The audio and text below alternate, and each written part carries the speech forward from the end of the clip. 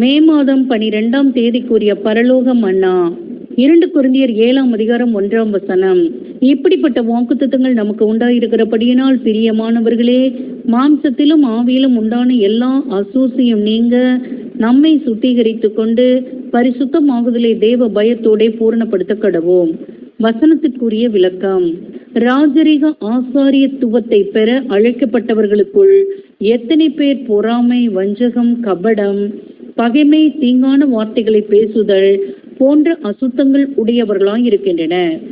மாம்ச பலவீனம் உள்ளவர்கள் இவைகளில் ஏதாவது ஒன்றிலோ அல்லது சகலத்திலுமோ எதிர்த்து நிற்க வேண்டியவர்களாய் இருக்கின்றன. இவை எல்லாவற்றையும் எதிர்த்து தங்களை சுத்திகரித்துக் கொள்ள மிக ஜாக்கிரதையுள்ளவர்களாய் இருக்க வேண்டும். நம் மனிதன ஜீவியத்தில் நாம் செய்யும் ஒவ்வொரு காரியமும், நாம் பேசும் ஒவ்வொரு வார்த்தைகளும், நம் சிந்தனைகள் அனைத்தும் நிதானிக்கப்பட்டு எவ்வித அசுத்தமும் இல்லாதிருந்து தேவனுக்கு பிரியமானதாக இருக்க வேண்டும். ஆமேன்.